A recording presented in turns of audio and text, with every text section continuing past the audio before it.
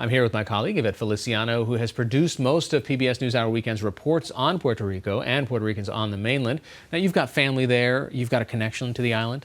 Yes, sorry. I was born and raised in Chicago, but my family is actually from the mountainside of Puerto Rico, the northwest side of the island. It's a city called Lares. And every summer growing up, we would go to Puerto Rico. So I definitely have a very strong connection to people there. And, you know, when Hurricane Maria hit in September and millions of Puerto Ricans here on the mainland lost communication with those on the island because of the blackout, my family was in the same boat. My mom wasn't able to reach her siblings for months. So that experience was very emotional, and thankfully everybody is okay. But it inspired one of the first pieces that we did after the hurricane in Lehigh, Pennsylvania. It's a historic Puerto Rican enclave, and we talked about what people were experiencing there. And beyond that, just sort of understanding that complicated relationship between the U.S. and Puerto Rico, the unincorporated nature of being a territory of the U.S. but not a part of the U.S., and what that's meant for taxation, for political participation, and for government services and federal funding, and how that's led up to the debt crisis that we have today. You know, in our last interview in the program, we got into detail about Puerto Rico's debt crisis. How does that affect people there on a daily basis? Yeah. Well, the debt crisis continues to be a huge strain on the island. We were actually there last summer, about a year after Congress passed the Promesa law and instituted a financial oversight board that is there to basically oversee how Puerto Rico is going to dig itself out of this debt crisis.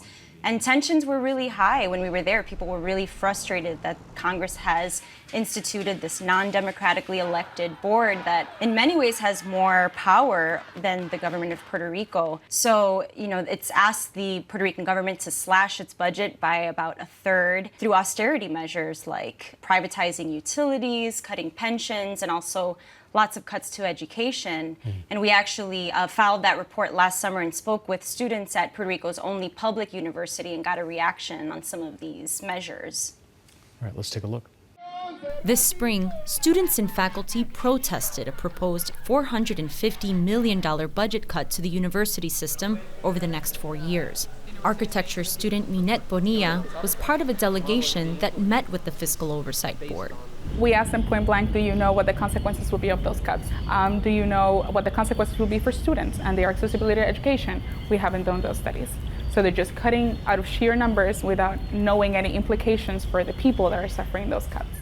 And this spring, there were actually more widespread protests on the island and in the mainland over these austerity measures. This whole situation has really reignited a long-standing debate on the island over Puerto Rico's future relationship with the U.S.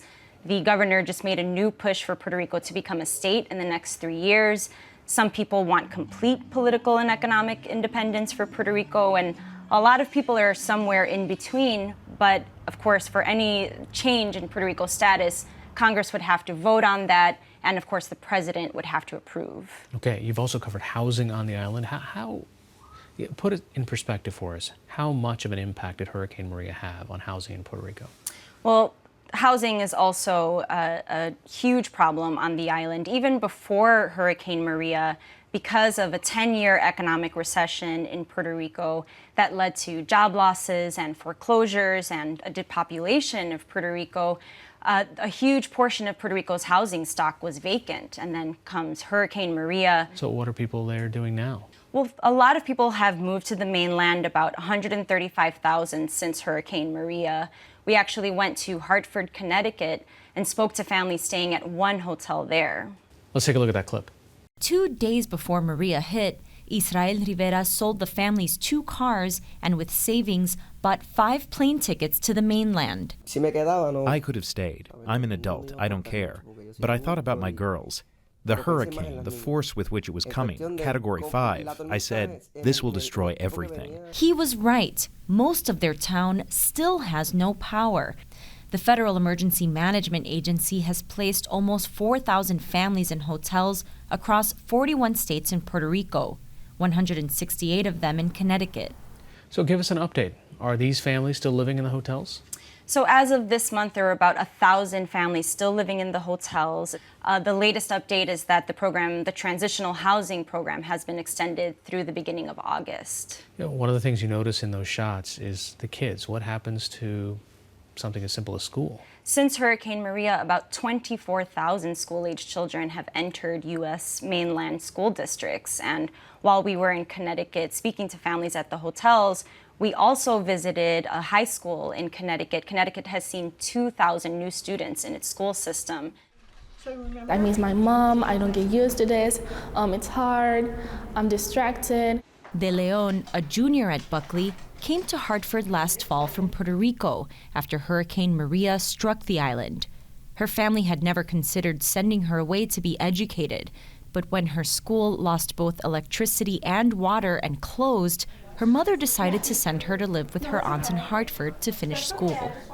I'm always going to prefer that life I used to have before the hurricane.